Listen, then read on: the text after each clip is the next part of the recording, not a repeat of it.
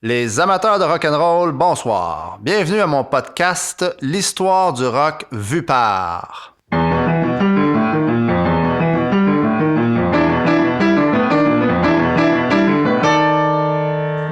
Ce soir, épisode Le rock et la musique classique vue par François Rossignol. François, bonsoir. Bonsoir Serge. Comment ça va? Ça va bien toi? Ben, ça va très bien. Merci, merci d'avoir accepté l'invitation. Hey, c'est le fun. Merci de m'avoir invité. Ben, on va faire un petit... ça me fait plaisir. On va faire un petit historique. Hein? Nous, on s'est connus à l'adolescence. Ouais. Tu es un petit peu plus vieux que moi, pas beaucoup, là, deux ans à peu près, mon aîné. Ouais, quelque chose mais comme ça. On s'est connus à l'époque de la Maison des Jeunes. Donc, on était ados. Oui, c'est ça. Puis, écoute, à l'époque, on écoutait de tout, mais surtout du bon rock, là, mais on écoutait... on était dans le heavy metal, entre autres. Là, Oui, on écoutait du métal à cette époque-là. Moi, j'écoutais du Slayer, puis j'écoutais des musiques très hard, très intenses. Oui. Toi, effectivement, je me souviens que tu faisais partie de ceux. Moi, j'écoutais plus à ce moment-là Led Zepp, puis Genesis, puis tout ça. Ouais. Mais je me souviens, je sais pas si tu étais là cette fois-là, notre ami Luc Boucher est arrivé avec l'album Master of Puppets. Oui. Première fois de ma vie. Ben, il venait de sortir. Là. Oui. Il est arrivé avec ça à la Maison de John, il a mis ça sur la table tournante. Puis, moi, ça a été quelque chose. Ça a changé bien des affaires. Ça a changé bien des affaires, cet album-là. Effectivement. Puis, dans la gang aussi, hein, on s'est... Luc, quand il est arrivé avec ça, pas longtemps après, il s'était parti un band qui s'appelait Treblinka. Ouais. Puis c'était un petit peu inspiré de ça, j'imagine aussi. Ouais. Puis c'était très bon. Là. Fait que, mais il y a beaucoup de monde à partir de ce moment-là, de cette période-là, qui se sont mis à écouter du métal aussi. Avec l'avènement de Metallica, là, ça a changé bien des choses. Puis moi aussi, ça a changé mon écoute. Là, parce que dans le rock, avant ça, j'écoutais du Rush, j'écoutais toutes sortes de choses comme ça. Tout à fait. Là, quand le métal est arrivé, ça a fait que, ça, c'est intéressant, c'est intense. Puis là, j'étais jeune, puis j'avais besoin de musique qui avait bien de l'énergie, puis ça a fait ça faisait la job, effectivement. on peut le dire. On salue cette gang-là. J'ai parlé à Luc l'été passé, justement. Il m'a dit qu'il écoutait les épisodes. Fait qu'on le salue. Éric Jacques aussi, là, que je pourrais te faire de quoi avec. On le salue lui aussi, qui jouait du drum. D'ailleurs, c'est ça mon lien avec Éric, dans le fond, c'est que quand je t'ai connu à cette époque-là, toi, tu jouais de la batterie, tu jouais du drum. Oui. Puis on est actuellement dans ton studio chez toi. Moi, à l'époque, j'étais venu ici. C'était la maison de tes parents à l'époque. Puis ton drum est en bas, là, tu viens de me montrer qu'il est juste ici à côté de nous autres. Mais c'est plus le même drum, c'est plus le même piano. Mais, non. Mais parle-nous un peu, justement, là, parle-nous un peu de ton cheminement dans la musique. Ben là, c'est passé bien des choses. Le métal, il est nettement moins présent dans ma vie depuis une couple d'années. Le classique puis la musique de commande ont vraiment pris le dessus. Là, j'ai fait beaucoup de productions pour le cinéma, le jeu vidéo, puis aussi des commandes d'œuvres pour différents artistes, mais plus particulièrement dans les 10 dernières années, ça a été la scène pour le théâtre, le théâtre de danse aussi. Puis j'ai écrit des ballets, dont un que je suis allé réaliser à Paris en 2019. Fait que, tu sais, je suis plus pantoute dans le métal. On est ailleurs. Mais, oui, on est ailleurs, mais le métal a resté quand même dans le sens que c'était une musique qui m'a permis d'explorer un univers d'une façon, je dirais pas plus audacieuse, mais plus agressive. Puis, ça l'a fait que dans les musiques que j'ai fait pour le ballet, entre autres, en 2019, qui est un ballet de musique buto, on retrouvait beaucoup d'éléments dans cette musique-là que j'avais puisé dans le métal, au niveau de l'énergie, puis au niveau de comment aller chercher le monde, tu sais, de la même façon qu'eux autres ils s'y prenaient, tu sais, comment faire sortir le méchant finalement dans le monde. Puis ça se prêtait très bien la musique que je faisais, puis le contexte pour ça. Fait que c'est ça, fait que je fais des musiques de commande principalement. Là, de ce temps-ci, de fait depuis cette période-là, en 2019. Ah oui, puis en passant, mais ça, c'est un album. Il y a un album qui a été fait de ce ballet-là, qui est le Bulot. Oui, le Buteau volume 1. Okay. Puis le volume 2 aussi, il est sorti, mais ça, il n'y a rien eu de réalisé pour la scène. Pour ça, c'est vraiment comme un genre d'album de stand-alone dans ce genre-là. Okay. Mais ça a été signé par une étiquette ukrainienne, donc on n'entendra jamais parler. Ben, pas pour un bout, en tout cas, tant qu'ils n'auront pas la paix. D'ailleurs, le propriétaire de la compagnie... Volok Records, il est en exil en ce moment. Il est dans le nord de la France. Aux dernières nouvelles, il était rendu là. Okay. Fait que, bon, en tout cas, ça. Fait que le chemin de ma carrière de ce côté-là, il est sur la glace, disons. Mm-hmm. Pour l'instant, ça bougera pas. Mais d'un autre côté, ça m'a permis aussi de développer un style plus personnel, puis là, je me lance, je prépare plusieurs spectacles, justement en solo, en duo, puis aussi avec différents ensembles. Puis c'est vraiment, vraiment, vraiment stimulant. J'aime beaucoup l'endroit où je suis rendu dans ma carrière. Puis, ben c'est ça. Fait que c'est surtout du classique de ce temps-ci, mais le gars qui a grandi avec le rock... Il est pas trop loin. Non, il est pas trop loin. Ça laisse... ça fait des séquelles. Ben, c'est sûr. Ben oui. Écouter du Slayer le matin en se levant pendant à peu près 4-5 ans, même quand tu es aux études en jazz, ça fait de quoi, là? Tout à fait. Fait que, mais c'est ça. On suit tes actualités sur ton site web. Oui. FrançoisRossignol.com, si je ne me trompe. Ben, il y a FrançoisRossignol.com. Celui-là, il est mis à jour moins régulièrement. Disons, lui, il va l'être peut-être 2 fois par année, okay. Mais sinon, on peut me suivre sur Facebook, Musique François Rossignol. Okay. Puis bientôt, très bientôt, je vais commencer à faire des posts de façon plus régulière parce que là, il y a des dates. Tu vas annoncer des spectacles. Oui, il y a des dates qui s'en viennent. Il y a de la promo aussi qui s'en vient. Il y a des tournages de vidéos qui ont été faits. Oh. Et puis, il y en a une couple. Puis dans des contextes là, capotés, Serge. Oh. C'est vraiment, vraiment fou ce que j'étais. On va suivre ça. Oui, c'est ça, fait que ça va être disponible sur Musique François Rossignol, puis aussi Instagram. Là. On va suivre ça. Yes. Ben merci. L'épisode d'aujourd'hui, dans le fond, va me servir de ton expertise en musique classique pour faire des liens avec le rock. On peut dire là, dans ce que j'ai fait comme recherche là. Puis bon, je l'ai dit aussi tantôt, on a fait 2 épisodes là sur le rock progressif puis tout ça. Dans le fond, l'intégration d'éléments de musique classique dans le rock, ben, ça a commencé au milieu des années 60 là. Moi, je ramène toujours tout aux Beatles là. Bon, on peut dire que Eleanor Rigby avec le quatuor à cordes, puis tout ça, avec ensuite Sgt. Pepper, etc.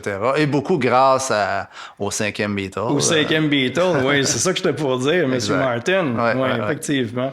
Ben, tu sais, c'est beau les idées de Martin, mais il faut quand même qu'ils soient validés par les membres des Beatles. Oh ouais, si John et Paul n'avaient pas voulu, ça passait pas, tu sais, mais c'était des gens qui étaient vraiment ouverts à ça aussi, puis ils voulaient amener les Beatles à un autre niveau. Fait que ça a été vraiment le 5e membre qui avait besoin. Là. Tout à fait. Puis lui, c'est un gars qui avait une formation classique sérieuse et rigoureuse, puis qui a continué à pousser longtemps là, dans sa vie. C'est quelqu'un qui aimait la nouveauté, puis se rafraîchir, puis explorer. Puis ça paraît là, dans sa contribution, entre autres, sur Sgt. Pepper. Là, exact. C'est les idées psychédéliques qui sont là-dedans sont pas toutes des Beatles. Là, ben, en fait, oui, des Beatles si on inclut George Martin. Exact.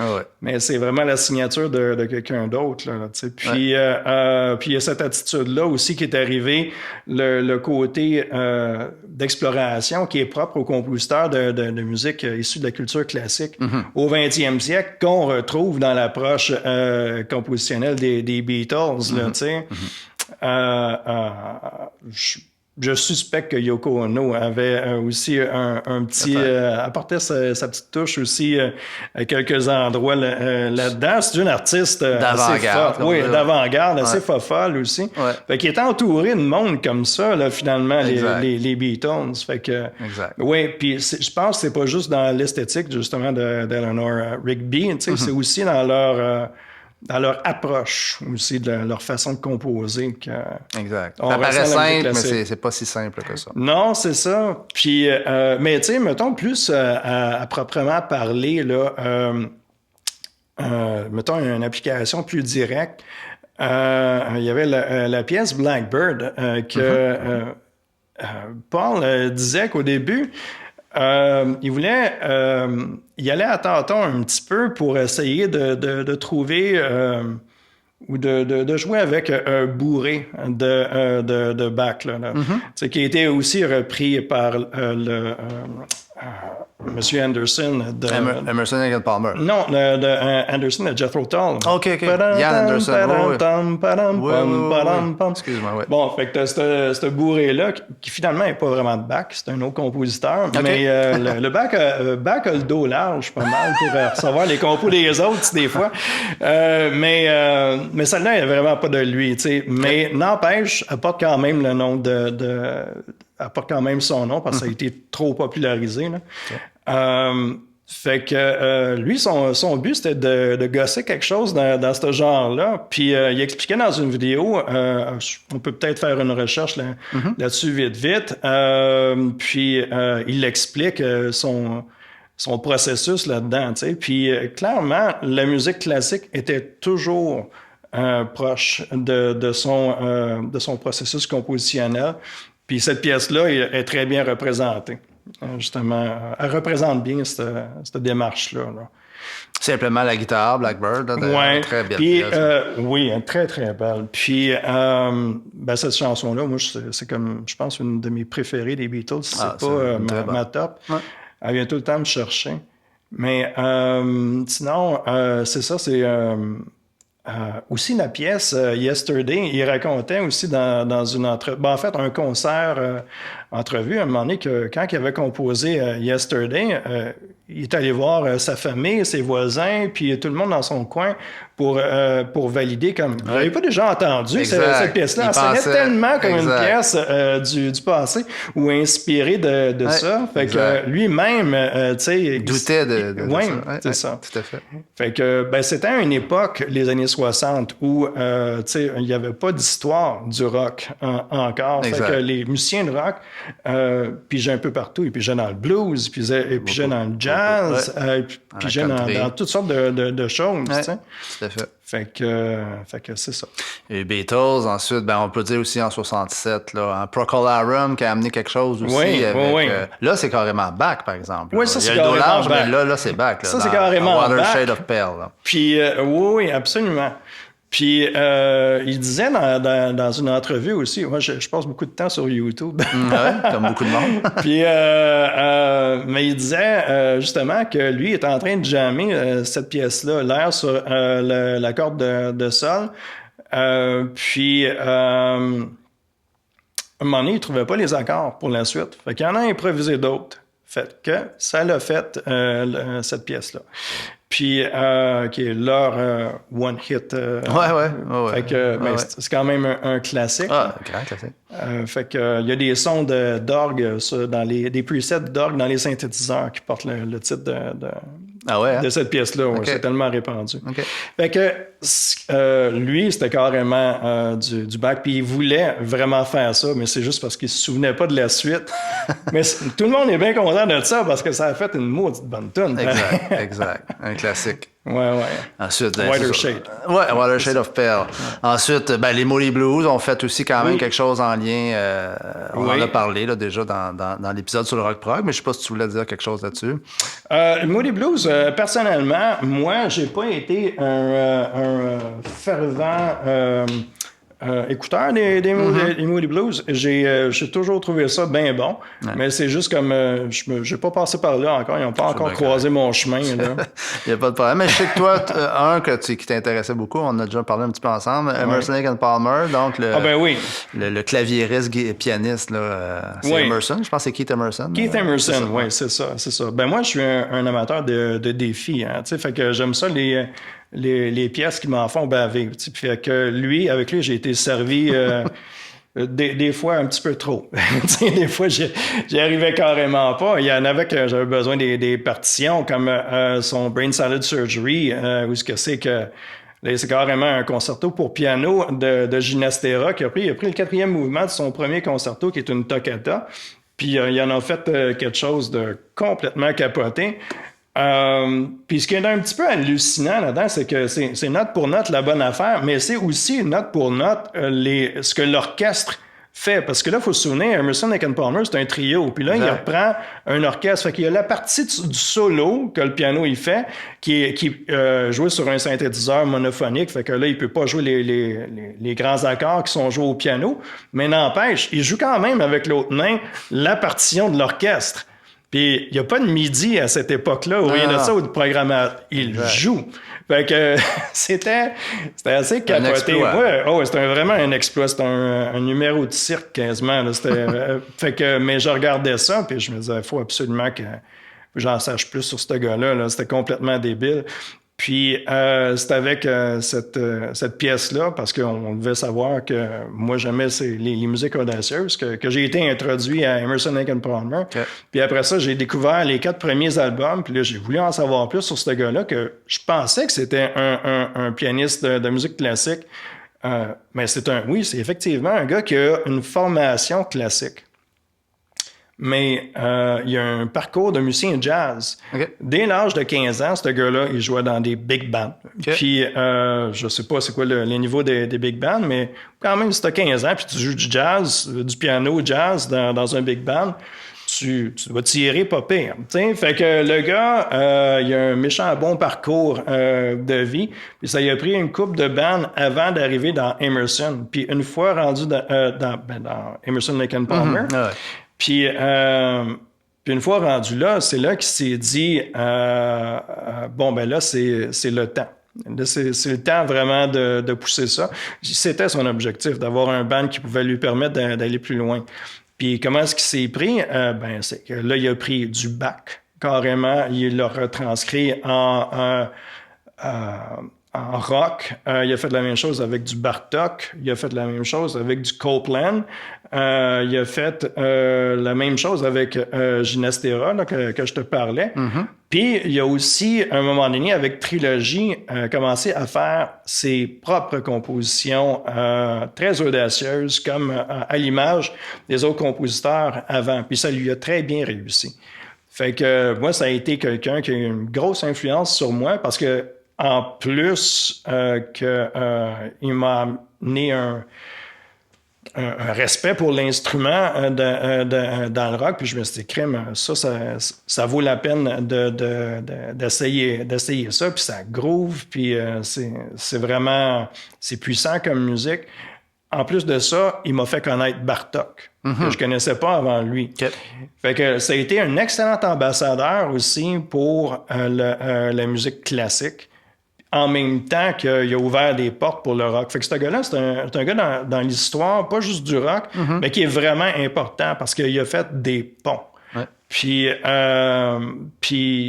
il est très inspirant aussi. C'est un virtuose qui est bien musical, avec des hauts puis des bas, parce que je pense qu'après le stade olympique, ils ont fait The Works 1, puis ils ont essayé de vamper leur carrière avec Works 2.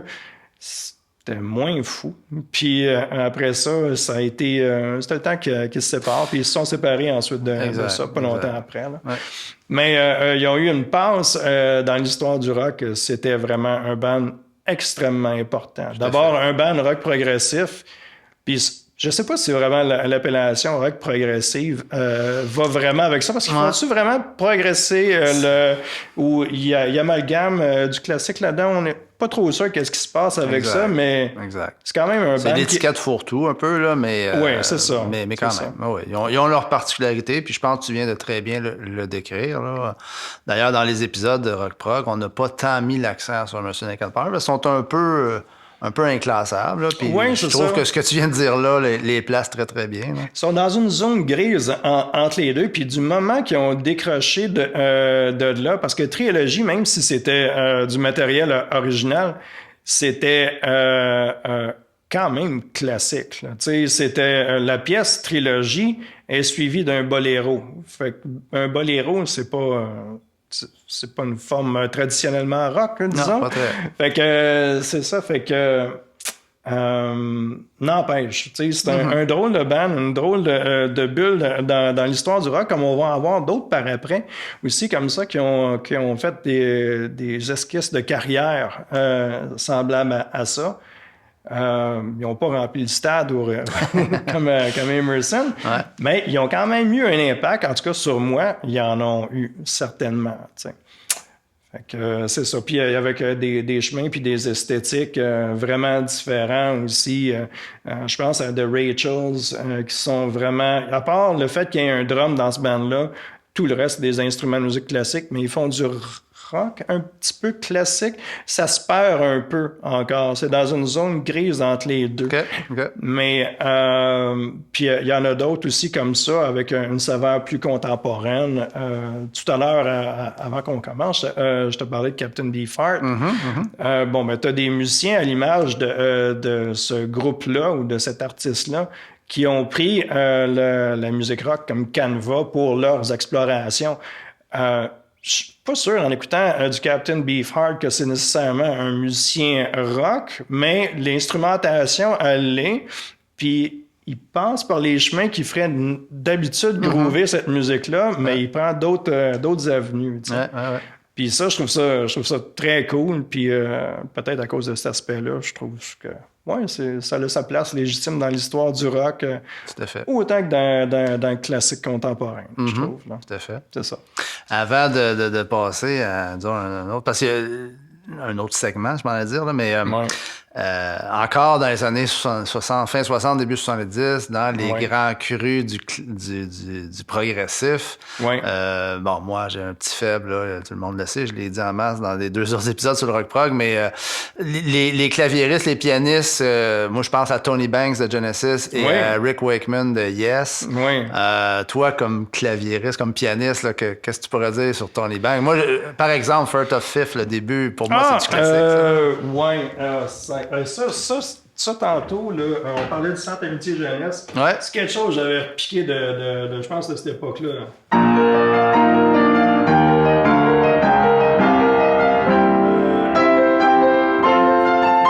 En tout cas, ça allait quelque chose comme ça. Tout à fait. Puis, déjà là, on a quelque chose qui se promène un petit peu partout dans le range émotif. Puis il y a des belles saveurs harmoniques là-dedans, il y a du chromatisme, il y a toutes sortes de trucs qui sont vraiment cool pour quelqu'un qui veut jouer le morceau par lui-même chez lui. Il y a du stock dans Tony Banks, puis il y a comme quelque chose aussi de bien équilibré dans sa musique qui est intérieur un peu, je dirais peut-être pas jusqu'à introspectif, mais elle ouvre une porte pour qu'on rentre dedans. Contrairement à Wakeman, qu'on dirait qu'il nous sac une claque, puis il veut, prends ça, puis ça va être des... je sais pas, j'ai rien dans la tête de lui, mais lui, il va faire...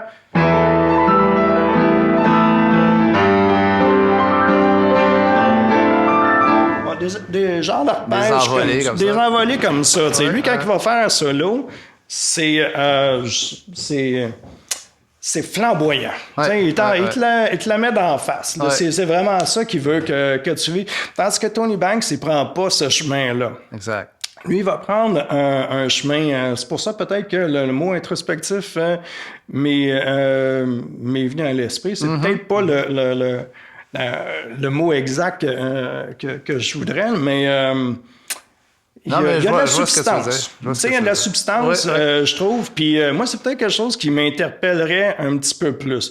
Mais tu sais, ça, c'est purement circonstanciel. Tu sais, parce que je peux aimer ça, me faire brasser par de la musique puissante. Puis là, je vais prendre Wakeman pour la job. Là. Lui, il va vraiment plus me satisfaire de ce côté-là. Ouais. Mais je pense que c'est un petit peu une affaire de personnalité aussi, peut-être? Oui, c'est ça. Mais c'est aussi des pommes et des oranges, je pense. Les deux sont aussi bons. Là, ça dépend de ce que tu as le goût d'écouter. Fait que, puis je trouve que leur démarche est aussi légitime l'un que l'autre dans l'histoire du rock. Oui, tout à fait. Ouais. Ils ont vraiment leur importance chacun. Exact.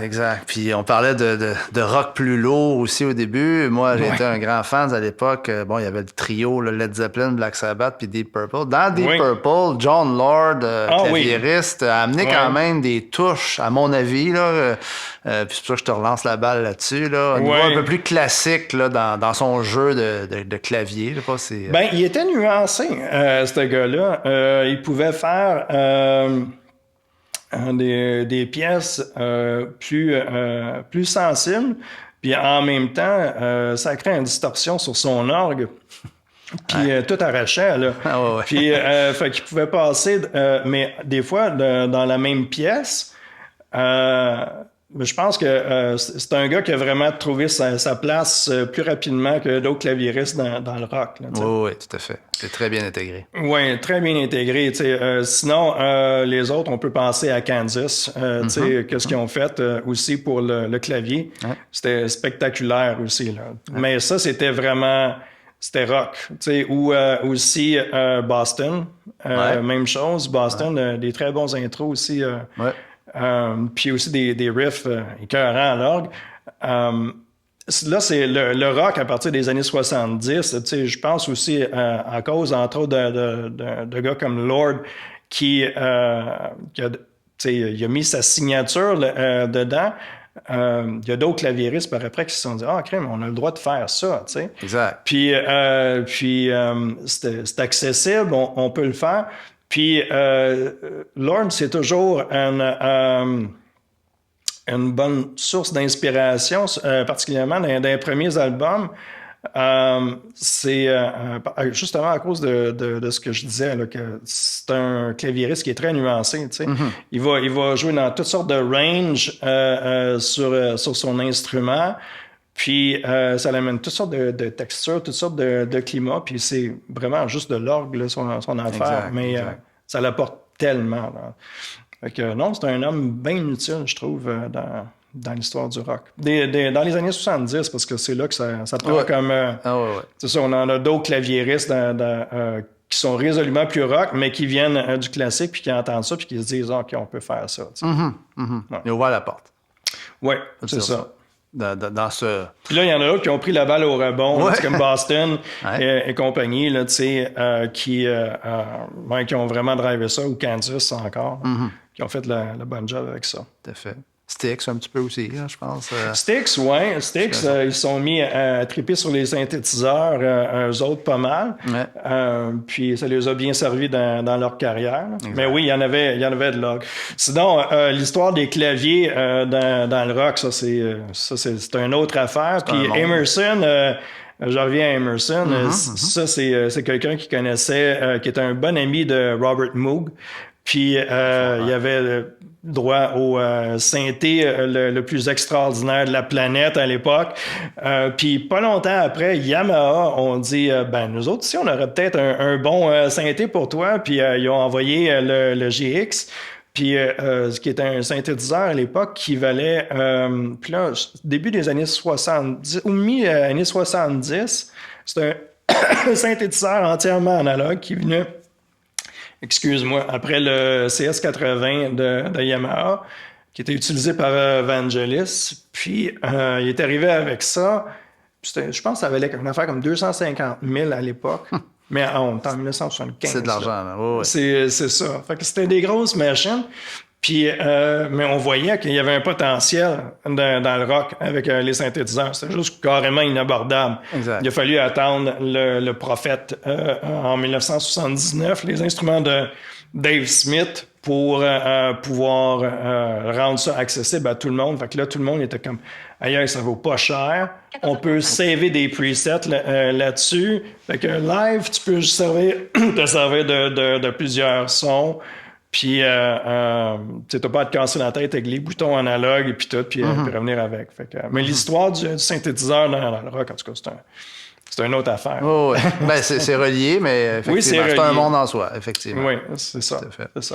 Ben, c'est ça, il y a eu la grosse part des années 60-70. Après ça a comme un peu tombé, puis il y a eu comme une mode qui, ben là, en fait, moi, je t'amène là, mais on pourra aller sur le chemin que tu veux aussi, là. Ouais. Mais des années 90, il y a comme eu une espèce de... je sais pas moi, de regain ou de popularité de musique rock associée à des orchestres symphoniques. Hein?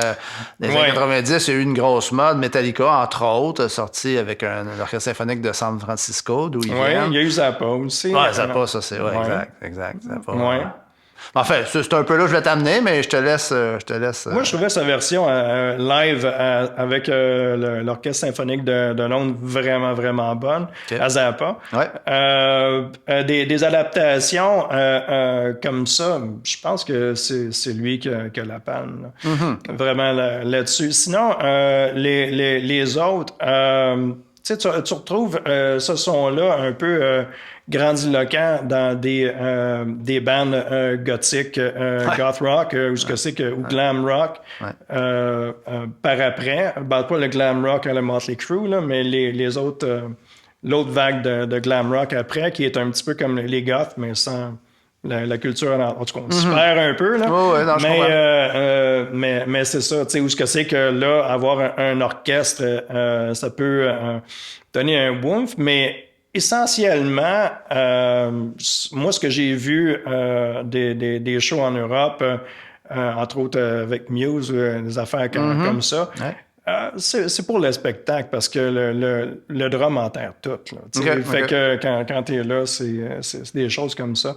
Je trouve l'effort légitime. Je sais pas si... je me suis posé la question, par exemple, moi, si je suis un musicien d'un orchestre comme ça, puis je vois ce contrat-là arriver.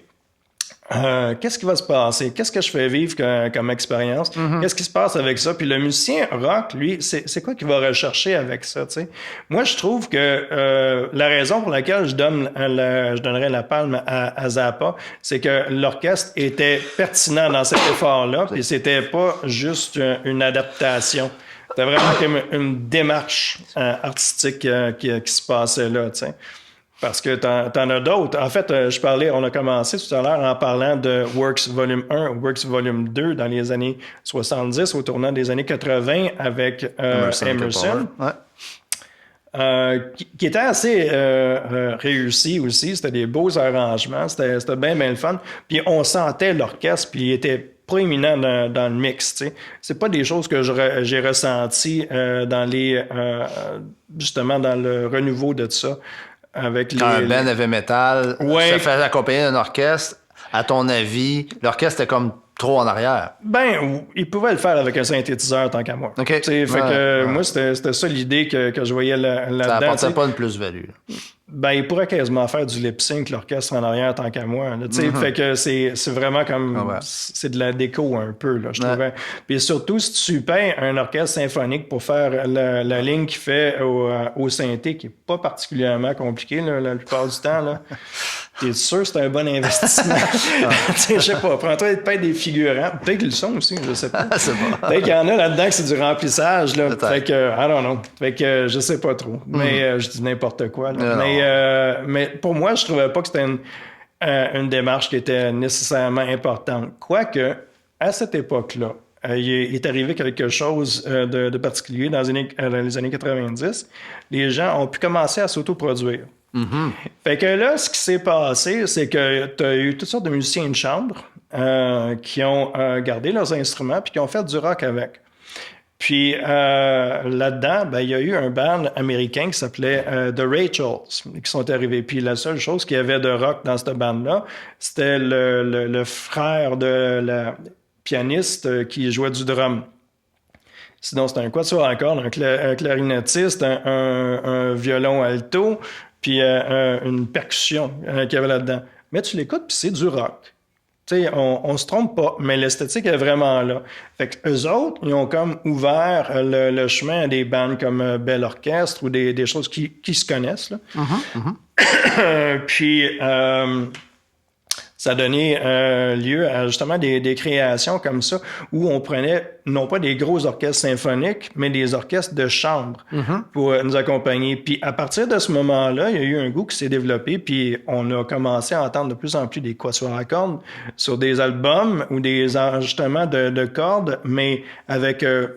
c'est ça, une quantité minimale de musiciens, ouais. d'orchestre, mais ça donnait une saveur intime, puis il y a eu beaucoup d'artistes qui ont aimé ça. Ça a été quelque chose qui est apparu justement avec l'autoproduction. Moi, je l'ai vécu carrément. Puis... tu veux dire que tu as participé à des enregistrements comme ça? Oui, plus souvent comme réalisateur que musicien. Là. Mais oui, c'est arrivé à quelques reprises. Fait que, ben c'est ça. Ça a été plus quelque chose que moi, j'ai trouvé de pertinent, justement. Puis en plus, ces gens-là, qui font du rock avec des instruments classiques, ben sont issus d'une culture classique eux-mêmes. Fait que il va avoir une touche puis une approche qui va pas aller vers une des caractéristiques vraiment propre au rock, c'est la compression. La compression puis le son saturé. Tu sais, on a un son qui, dans le rock, qui va défoncer les speakers. Puis on aime ça, craquer le volume, puis le mix, on le mixe comme ça aussi. Mais les musiciens qui sont issus de culture classique sont habitués des fois de jouer des pianissimos, de jouer très, très doux. Puis des fois de jouer des fortissimos puis faire des accents. Fait qu'il y a un relief dynamique qui est là. Puis ça donne des albums rock qui ont vraiment des nuances, beaucoup. Puis ça a commencé à apparaître. Je veux dire, c'était pas comme si les musiques rock n'avaient pas de nuances avant, là, c'est pas ça que je dis. Mais ce que je dis, c'est que c'est devenu quelque chose de recherché comme item. Si je fais un lien, qu'on peut dire qu'on avait quand même un peu dans le rock progressif dans les débuts des années 70, qui s'est perdu puis qui est comme revenu, peut-être, jusqu'à un certain point. Oui, c'est ça. À l'époque du rock progressif, il y avait comme un côté un peu théâtral, je trouve. Il y avait ça. Oui, il y avait quelque chose comme ça, la scène. Surtout Genesis. Surtout Genesis, oui. Vraiment, Genesis, leur show, c'était quasiment des pièces de théâtre. Là. Peter Gabriel arrivait toujours... on avait hâte de voir le nouveau costume. Fait que, il changeait pendant le show aussi. Oui, c'est ça. Fait que, il y avait une scénographie. Tout à fait. Fait que, il fait encore ça aujourd'hui, d'ailleurs. On était présents à son dernier show. Là, puis, il est encore comme ça. Il se déguise plus, il met plus mais quand même. C'est très élaboré. Oui, je pense que il aime bien ça. C'est dans lui. C'est dans lui, oui. Tout à fait. Mais depuis, donc, on était dans les années 90, jusqu'à aujourd'hui, comment qu'on peut dire que le rock et la musique classique aujourd'hui, tu as parlé des Rachel? Est-ce que c'est encore quelque chose un peu dans cette optique-là? On a des quatuors à cordes, on a... ça, on le retrouve partout dans la musique, à cette heure, dans les productions, même...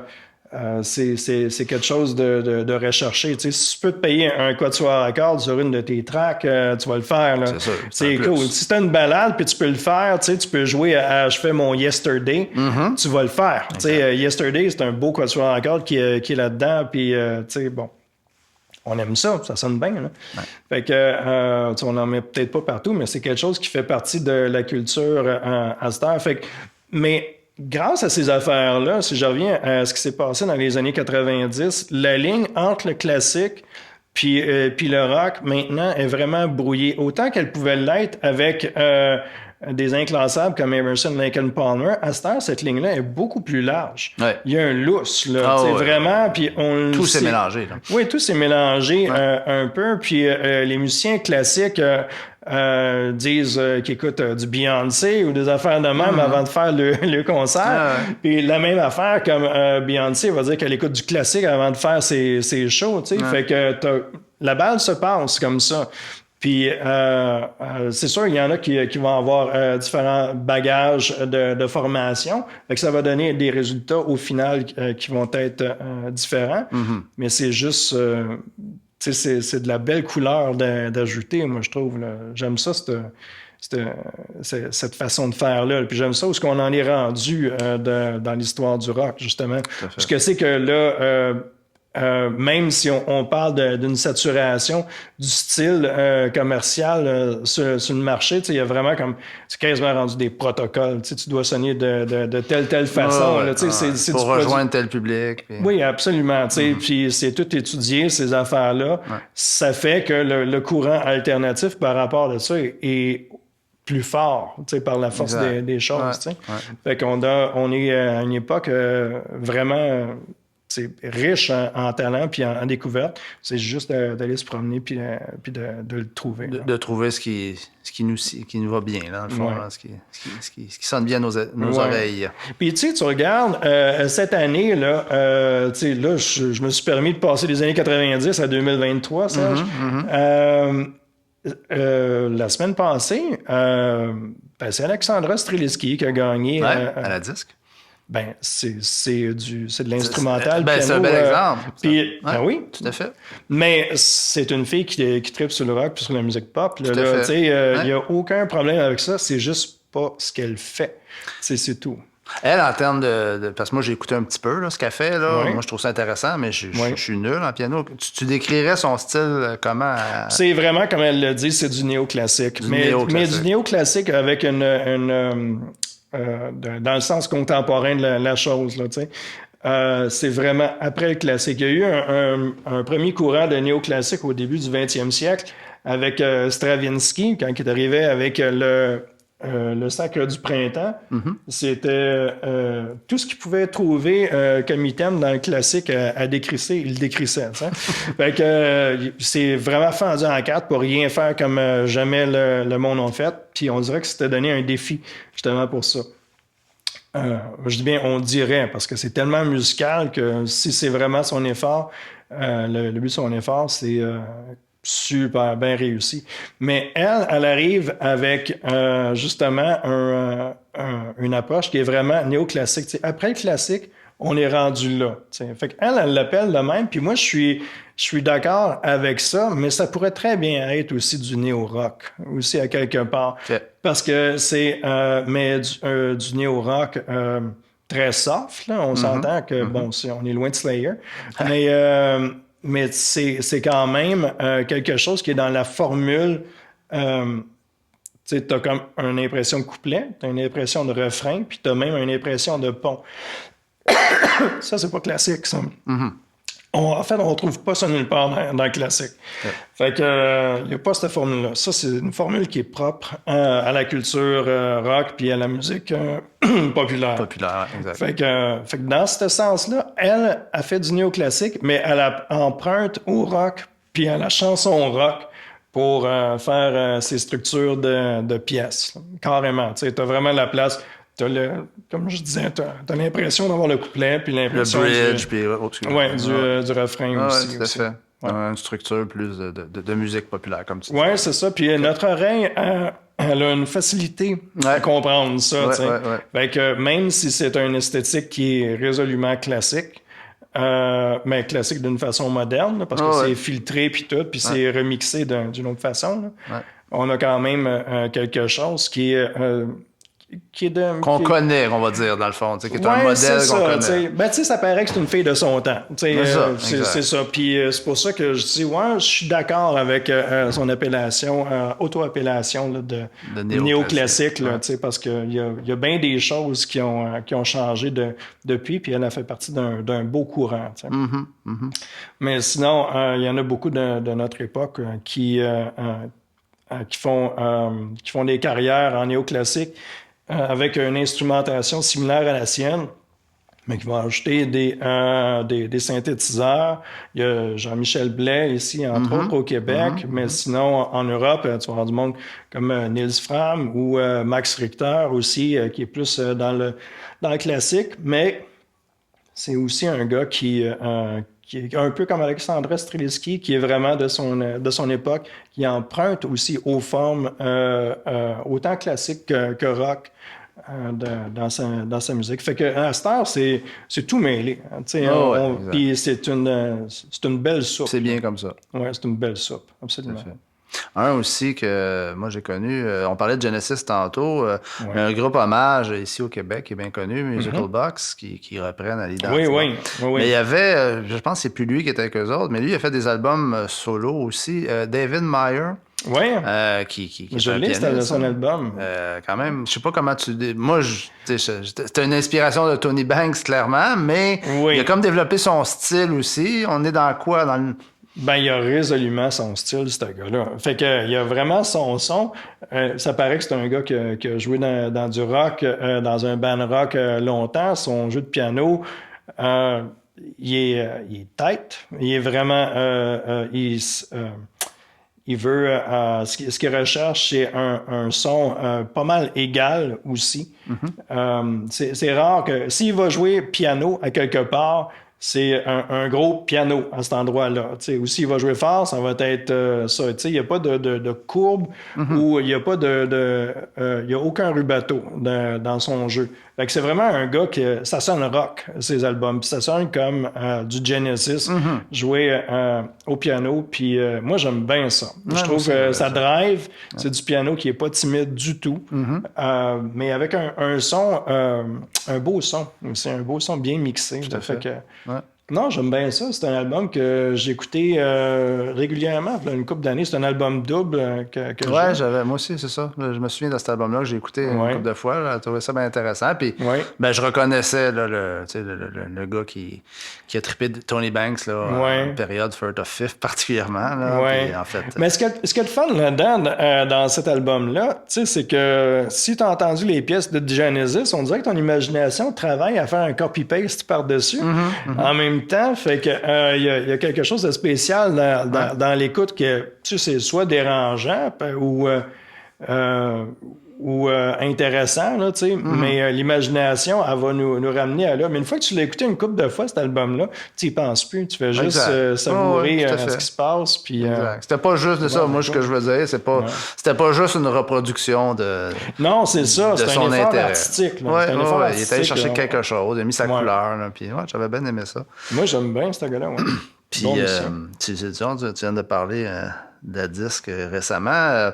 Parce que tantôt, je t'ai amené sur la track des groupes rock qui sont beaucoup des années 90. J'ai parlé de Metallica avec l'orchestre de San Francisco. Tu me dis que c'était comme en arrière, mais ce qui se fait au Québec, moi, je suis intéressé de t'entendre là-dessus. Prenons, par exemple, les Cowboys fringants qui s'associent avec l'Orchestre symphonique de Montréal. Mais là, j'ai pas l'impression que... Là, j'ai l'impression que l'orchestre est dans notre face puis que les Cowboys, les musiciens sont en arrière. Oui, mais là, c'est autre chose. Là. C'est une production théâtrale. Là. C'est pas des adaptations des plus grands succès des Cowboys. C'est ça. On produit quelque chose, là. On est dans une autre zone. Ben oui, ça, je suis vraiment d'accord avec ça. C'est quelque chose. En fait, moi, j'ai pas d'opinion tant que j'ai pas beaucoup entendu ça, mais ce que j'ai entendu, c'est ça que je me suis dit. Je me dis, OK, on n'a pas pris les étoiles filantes puis on a mis l'orchestre en arrière. Là, non, c'est pas ça. C'est ça. C'est pas ça qui se passe. Donc, c'est vraiment plus constructif. Dans ce sens-là, moi, j'aime bien ça. Puis... c'est sûr que j'ai une appréciation critique là-dedans un peu. Puis, mais moi, ça, c'est le style d'effort que je suis vraiment plus content d'aller voir. Je suis content pour l'artiste qui va se faire backer par l'orchestre symphonique. Puis l'orchestre symphonique, c'est le fun aussi, c'est une bonne gig. Puis, trouve leur compte, là, c'est ça? Bon, oui, mais ça divertit le public aussi. Là, c'est le fun. Ça amène du monde dans la salle. Oui, tout le monde a bien du fun là-dedans.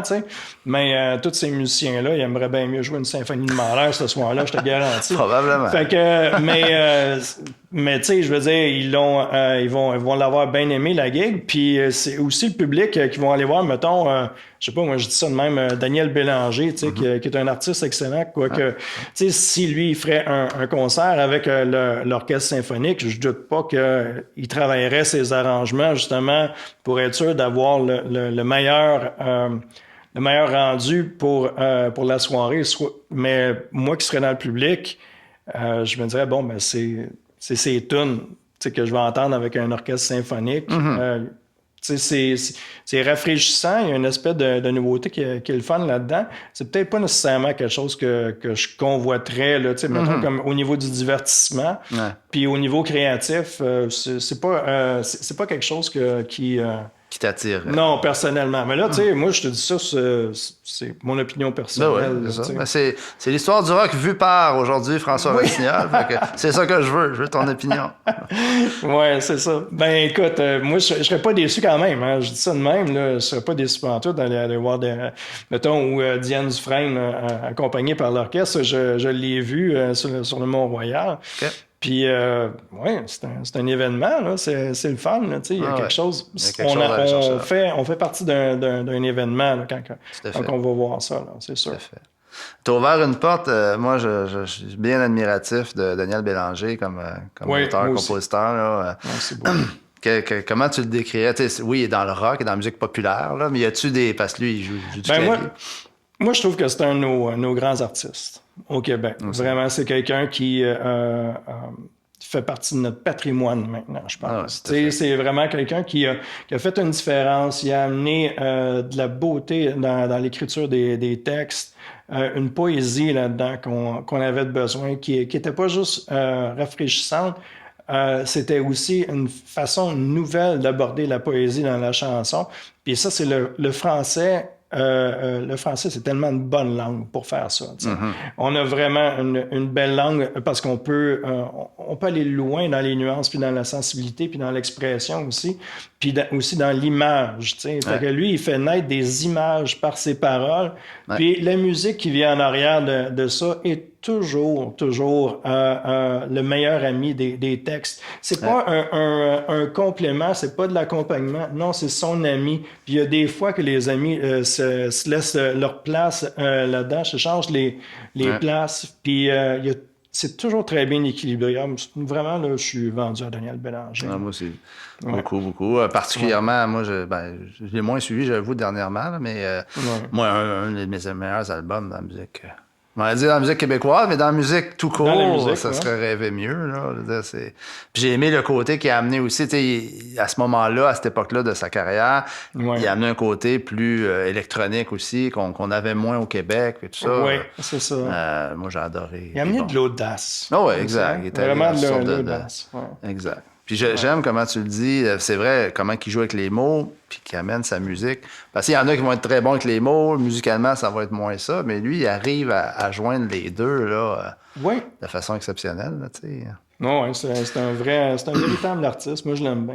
Sinon, de l'autre côté du range, au Québec, on a Jean Leloup qui est tout aussi bon. Oui, grand fan de Jean Leloup, moi aussi. Oui, mais je parle au niveau de l'énergie. C'est pas du tout le même chose, Jean Leloup, là, mais on est ailleurs complètement. Ça prend ces deux-là dans notre monde. Là. Vraiment. Non, on est là-dedans, tant que ça. Moi, puis je viens d'écouter un documentaire récemment, moi que j'aime beaucoup, Richard Desjardins. Oui. Toi, t'es pianiste, là. Puis, t'as vu Chip Chip? Ouais. Ben, moi, écoute, toi, Chopin, c'est sûr que tu le connais, là. Moi, je connaissais rien de ça, cette histoire-là. J'ai trouvé ça intéressant, puis, mais je reconnaissais, parce que moi, j'ai un grand amoureux de son album Tu m'aimes-tu? Oui. Puis les pièces qu'il joue au piano sur cet album-là, là, je reconnaissais, OK, tu sais, parce que moi, je connais pas ça vraiment, le classique, honnêtement. Là. Oui. Puis là, OK, les mélodies très mélancoliques, puis tout ça, ça vient plus de Chopin. Moi, j'ai appris ça là, mais... Oui, ça vient plus de Chopin. Moi, tu vois, je l'ai pas vu, ce documentaire-là. OK. Tout le monde me dit, faut pas que tu manques ça, puis finalement, je l'ai manqué. Ben oui. Fait que j'avais du travail. Toi, t'apprendras rien là-dedans, d'après moi. Là, moi, ce que j'ai vu dans l'annonce, c'est qu'il va un moment donné sur le bord Il s'en va se recueillir au cimetière du Père-Lachaise, de Pierre-Lachaise, du Père-Lachaise. Du Père-Lachaise, ouais, à Paris, ouais. Tout à fait. Puis pas pour Jim Morrison, dans ce cas-ci. Non, pas moi, je suis allé, tout. puis c'était pour Jim Morrison. Là, ah oui? Je suis pas allé pour Chopin. Hey, moi, je suis allé là. Ben, c'est sûr, par curiosité, je suis allé faire une petite bifurque au secteur de Jim. Puis, écoute, il est caché, Jim. Hein? Moi, j'ai eu de la misère à le trouver. Là. Ouais, ben, tu suis les touristes. Ouais, exact, c'est ça. Tout le monde va là. Moi, c'était tranquille. Il faisait pas très beau, là. J'ai eu de la misère à le trouver. Mais bref. On s'égare. Tu suis les touristes des fois. Puis, écoute, c'est plein de joints là, sur le bord de. C'était vraiment. Ça sent le pot. On n'est pas loin. Effectivement. Jim est juste là. C'est plate, là, mais c'est ça. Puis, mais en tout cas, mais Chopin, moi, j'étais allé à sa tombe, puis c'était plein de fleurs fraîches, là. Il y a encore. Oui, mais les gens, non, mais pas juste 2 ou 3 pots, là. C'était le tour, la tombe, à tous les jours. C'est fou. Fait que c'est pas juste des fans, là. Il a changé la vie, puis il a fait la vie de tellement de personnes, ce compositeur-là. Puis il a accompagné Richard Desjardins toute sa vie, là, exact. Carrément. C'est ce qu'il dit, là, d'ailleurs. Sa mère jouait de ça quand il était tout jeune. Puis ouais. Sa mère jouait beaucoup de piano. Ouais. Je te le dis parce que tu l'as pas écouté. Là. Une des belles passes que j'ai aimées, c'est ça. C'est comment lui était attiré par le piano. C'est que sa mère jouait du piano. Lui, ses frères et sœurs étaient plus vieux. Fait que lui, il restait à la maison seul avec sa mère. Puis quand elle jouait du piano, il était toujours intéressé. Mais quand elle jouait du Chopin, il venait proche du piano. Il dit, je sais pas pourquoi, ça... Aussitôt que tu as du Chopin qu'elle jouait, ça m'attirait. C'est magnétique. Là. C'est spécial. Ouais. Ben, il y a une âme dans cette musique-là. Là. Il y en a d'autres qui ont écrit des nocturnes, puis toutes sortes de belles musiques à son époque, dans le même style que Chopin. T'sais. Mais mettons, je fais un parallèle aussi à cette époque-là. Il y avait Czerny, à un moment donné, qui vivait dans la même ville que Beethoven. Puis à un moment donné, il a lâché dans un journal une affaire du genre « Je comprends pas c'est quoi tout l'intérêt alentour de la maudite sonate à la lune de Beethoven. J'ai sûrement fait des pièces bien meilleures que ça, tu sais. » Fait que, mais il y a quelque chose de magnétique dans cette pièce-là, tu sais, qui transcende la théorie, qui transcende un petit peu tout. Ben, Chopin était toujours au-dessus de tout ça, au-dessus de ces considérations-là qui pourraient mettre des bâtons dans les roues. T'sais. En fait, pour lui, ça l'a bien servi. C'était pas un iconoclaste. Là. C'était pas un gars qui se révoltait contre... il s'est pas insurgé contre les vieilles théories musicales comme ça. Il a juste apprécié la nouveauté proposée par des compositeurs comme John Field, puis qui sont arrivés avec l'idée du nocturne. Et lui, il a dit « Ah, mais c'est le fun, on peut faire un paquet de trucs dans ces... avec ces nouvelles façons-là. Puis j'ai souvent eu l'impression que ce gars-là, il composait toujours en sachant à peu près 50% de la théorie qu'il faisait, puis que ça l'avait bien servi parce que ça lui mettait pas trop de contraintes pour être libre d'aller plus loin encore. Tu sais. Ouais, fait que c'est un peu de même que je le voyais. Puis ça aussi, cette approche-là, c'est une influence aussi là, pour moi. Là. Quand tu t'avances dans une pièce puis que tu composes, la meilleure chose à faire, c'est de pas te mettre des bâtons dans les roues, puis laisser l'inspiration sortir. Puis si ça sort brouillon, écris-le le brouillon. Et ensuite de ça, s'il y a des faiblesses, ben si tu as les outils théoriques pour le ramener à son meilleur état, ben tu le fais, là, mais sors-le le diamant rough pour commencer, puis ensuite de ça, tu le couperas. T'sais. J'ai l'impression que Chopin travaillait comme ça, puis fait qu'on a toujours l'impression d'être proche du cœur de Chopin. C'est peut-être pour ça que c'est magnétique que ça, parce que moi aussi, c'est toujours une musique qui m'envoûte. Là. On va en écouter, j'en connais pas assez, mais comme j'aime Desjardins, ses mélodies, probablement que je vais aimer Chopin. Oh, sûrement. Ben écoute, François, je te remercie beaucoup pour cet épisode sur la musique classique et le rock. C'était bien agréable de jaser avec toi. Ben merci, Serge. C'était le fun.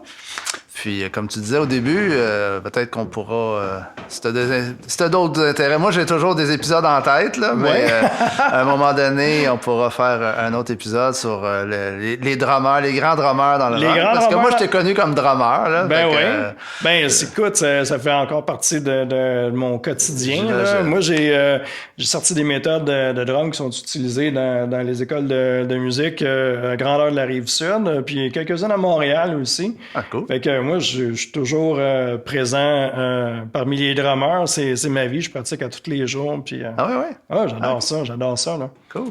Je serais curieux, en finissant, tu me donnerais ton drummer dans le rock favori, ça serait... Non, je serais pas capable. Top 3. Top 3. OK. Aujourd'hui, parce que demain, ça va être autre chose. Ben, c'est puis clair, hier, c'était autre chose. Ben oui, mais aujourd'hui, c'est sûr. On va y aller avec Neil Peart. Oui, c'est ça. C'est pas le professeur. Oui, en fait, c'est l'artiste dans la gang. Ce gars-là, quand il fait un solo de drum, il y a un message qui passe aussi en même temps. OK, tu vas avoir de la virtuosité puis tout ça.